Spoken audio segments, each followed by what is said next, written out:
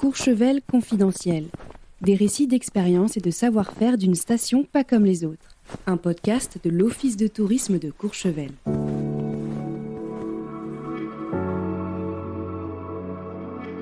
Dominique Chapuis, actuellement première adjointe au maire, est née et a vécu toute sa vie à Courchevel. Dans cet épisode, elle nous raconte le Courchevel de son enfance et nous explique comment son investissement associatif et son sens du bien commun ont fini par la conduire au poste d'élu municipal dans cette commune singulière si profondément marquée par la force des liens et le sens de la solidarité. Bonne écoute!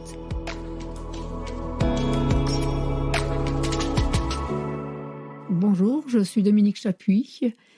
Je suis habitante de Saint-Bon, donc originaire du chef-lieu, et je suis adjoint au maire depuis quelques années. Un rapport à la montagne, c'est pour moi être respectueux. Respectueux de la nature, respectueux des gens. C'est partager justement la vie locale et la vie de station. Vivre à Courchevel dans mon temps, on était dans la simplicité. J'ai des souvenirs de descente en luge dans le village. Et donc là, on n'était pas embêté par les voitures, parce qu'il n'y en a plus autant que maintenant. On avait peut-être plus de liberté aussi par rapport à des petites sorties pour aller chez les grands-parents, pour un partage de traditions. C'est aller chercher le lait justement chez le voisin, qui lui donc avait des vaches et une télévision, chose qu'on n'avait pas eu chez nous. Donc voilà, c'est des petits souvenirs comme ça qui restent. Et puis après, c'était justement avec le grand-père, avec la famille nombreuse qu'il avait, partager donc tous ces moments en famille, être avec lui aussi pour distiller. Voilà, il avait encore, à cette époque-là, c'était des bouilleurs de cru, donc quand ils avaient des propriétés. Donc voilà, c'est tous des moments qui restent inoubliables.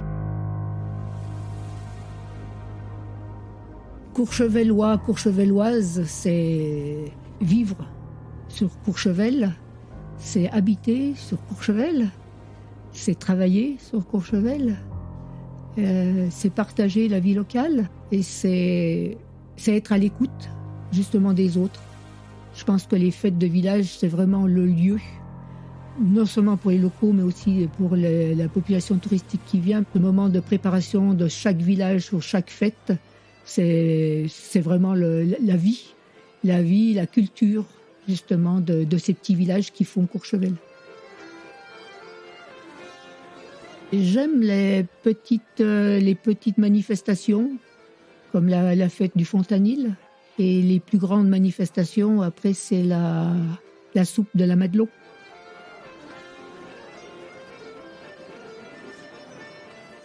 La saison plus agréable que je trouve à mes yeux, c'est la saison après la saison d'hiver. Parce qu'on quitte tout ce blanc et on voit la nature donc se réveiller. D'abord les bourgeons, puis les fleurs des arbres, la différentes couleurs, puis après les fruits, de pouvoir aller au jardin, tourner la terre, pouvoir faire les tables de légumes suivant les lunes. On a pris l'habitude par nos parents qui nous ont transmis justement l'amour de la terre, hein. C'est celle qui nous nourrit. Donc c'est vrai qu'au printemps donc on laboure et puis après on regarde les lunes. C'est un certain fond, d'autres pas, pour pouvoir planter, savoir si ça va en terre, si c'est en dehors de la terre, et puis de pouvoir alterner justement chaque année au niveau des plantations qu'on souhaite faire. Je pense qu'il faut une adaptation aussi par rapport à la population, parce qu'on vit au rythme des saisons, donc c'est vrai que l'hiver, on sait que c'est un peu plein feu. Et puis, la vie des saisonniers est aussi difficile, puisqu'ils arrivent dans d'endroits où il n'y a peut-être pas de neige, donc ils ont 5 mois de neige ici ou 4 mois. La personne qui vient faire du tourisme demande à avoir des services, donc je pense que il faut respecter aussi la clientèle, parce que c'est la clientèle, je pense, dans toutes les stations, mais d'autant plus ici, parce qu'on sait justement l'investissement qui s'est fait par rapport à ce type de population. Il est important de connaître toute cette population-là Et quand je dis là, c'est donc les saisonniers, que je mets toujours en avant, mais c'est vrai que sans eux, au niveau touristique, c'est une manne qui est très importante. Après, donc, il y a tous les socioprofessionnels, la population locale et puis la population touristique. Donc, il faut s'adapter à chaque corporation. On a plus de temps l'été que l'hiver. L'hiver, on est plus en activité rapide. Voilà, on est sur la neige, les journées sont beaucoup moins longues, tandis que la période d'automne, de printemps et d'été font aussi qu'on est déjà dans une période qui est un peu plus calme, et on est plus calme.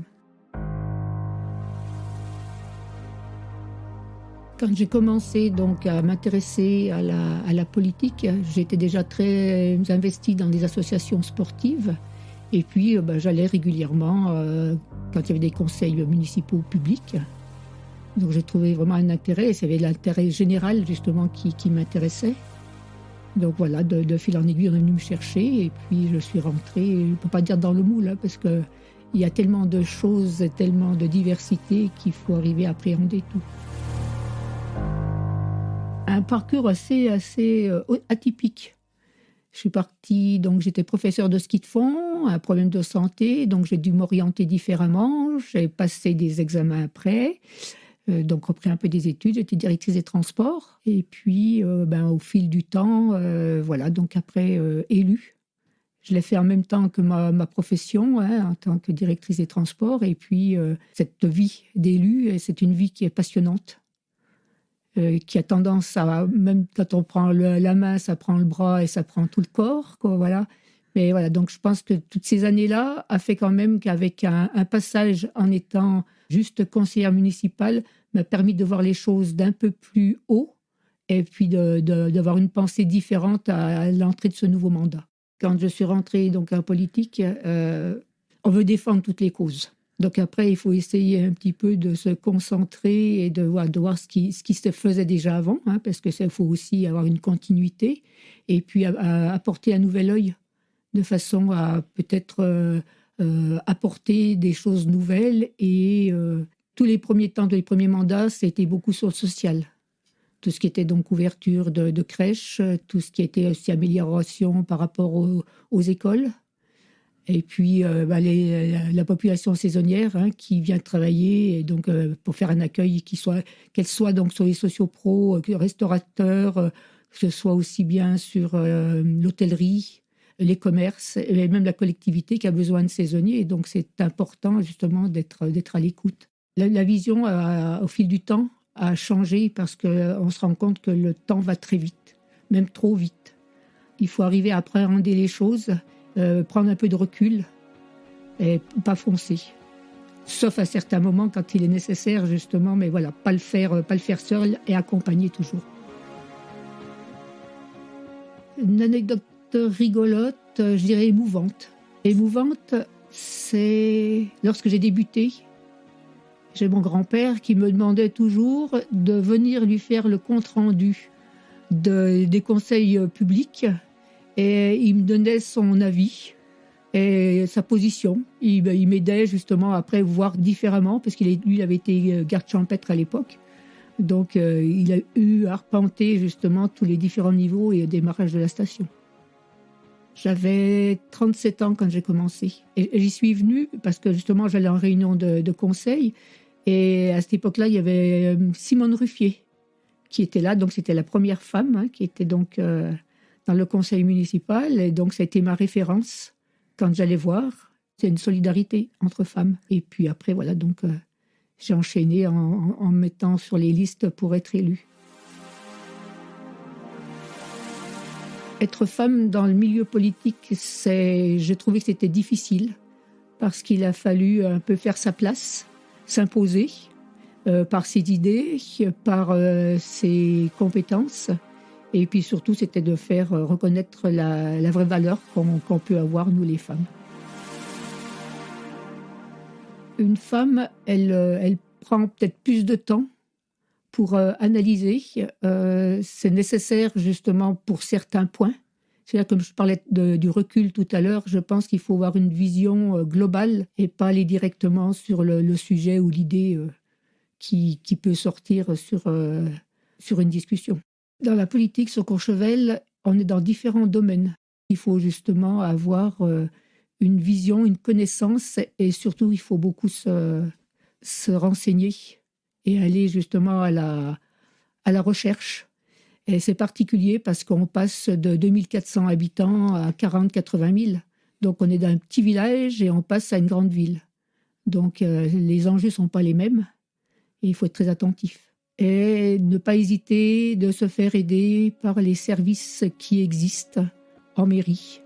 Parce que beaucoup de personnes, la plupart, ont d'énormes compétences et donc c'est de bons conseils pour les élus.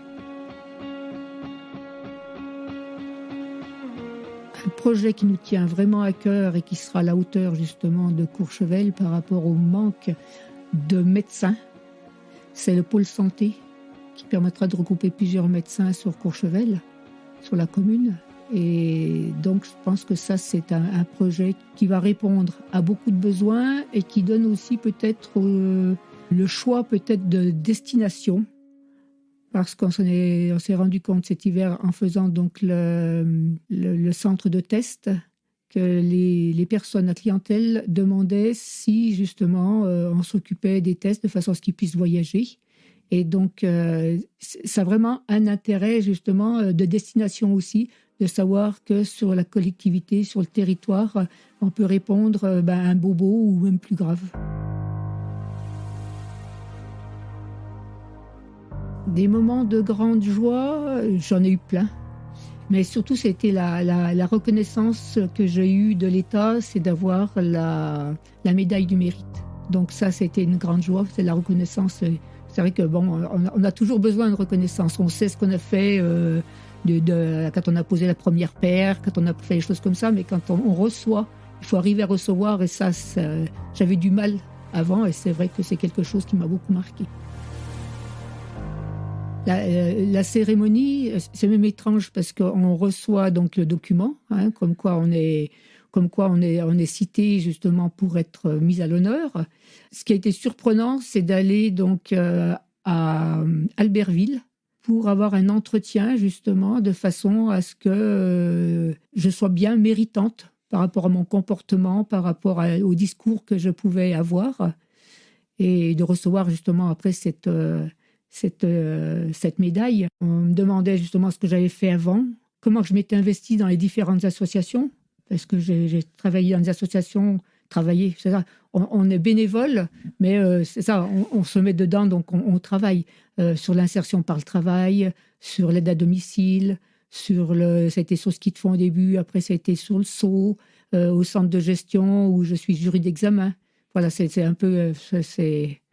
C'est le parcours que j'ai eu et c'est ça, donc c'est de savoir un petit peu le ressenti que je mérite vraiment cet honneur qu'il me faisait. C'est une réception que j'ai voulu au Chabichou, parce que je me suis fait remettre la médaille de mérite par quelqu'un qui avait la médaille d'honneur, la Légion d'honneur, et c'était donc Michel Rochdy. La particularité, c'est qu'en même temps, je pouvais inviter les personnes que j'aimais, et en même temps, surtout moi, c'était remercier les personnes qui m'ont accompagné sur les différentes associations dont je faisais partie. Donc c'était un moment très fort. Il y a ce moment justement où malheureusement il y a eu cet incendie sur Courchevel, où la solidarité vraiment a joué très fort au niveau des socioprofessionnels. Il n'y a pas eu de barrière de qui j'étais, ce que je faisais. Et puis là, actuellement, c'est vrai, avec le fait d'avoir reçu les Ukrainiens, donc je pense que ça, c'est marquant, puisqu'on sort donc en aide des réfugiés et à s'intégrer, et puis surtout, ça a soulagé de ce qu'ils ont vécu et ce qu'ils vivent aussi en étant expatriés. L'avantage, c'est que justement, c'était des hockeyeurs qu'on a reçus. Et donc, le lien, c'était le sport. On s'est mis en relation avec l'association de hockey de la France, par l'intermédiaire de Pascal Durandard, qui était elle, en relation avec le hockey club d'Ukraine. en faisant le lien, en sachant justement comment que nous, ici, on pouvait mettre en place pour les accueillir. J'ai eu l'occasion pendant la Coupe du Monde, là, cet hiver, de rencontrer la ministre des Sports. Et puis, j'ai exposé ce qu'on était en train de faire. Et donc, ça m'a permis d'ouvrir des portes pour pouvoir mettre en place ce qui était hébergement avec l'État, avec différents organismes.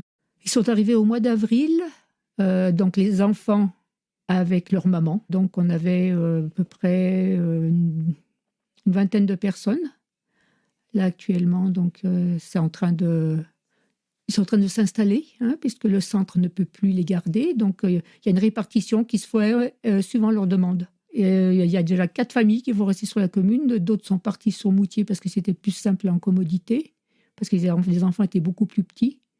Et puis, il y a Beauzelle, aussi la commune de Beauzelle, qui nous aide aussi pour 2 autres familles. Il y a un lien vraiment très fort qui s'est mis en place, donc la solidarité.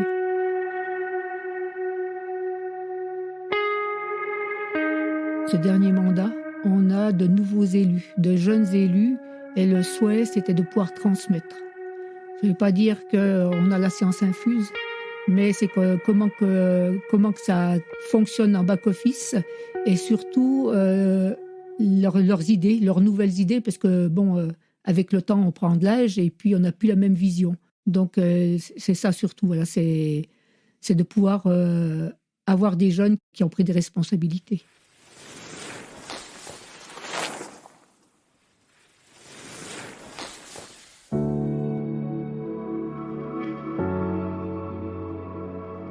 Si vous avez aimé ce podcast, soutenez-le en mettant 5 étoiles sur votre application de podcast préférée pour nous aider à vous faire découvrir de nouveaux visages de Courchevel.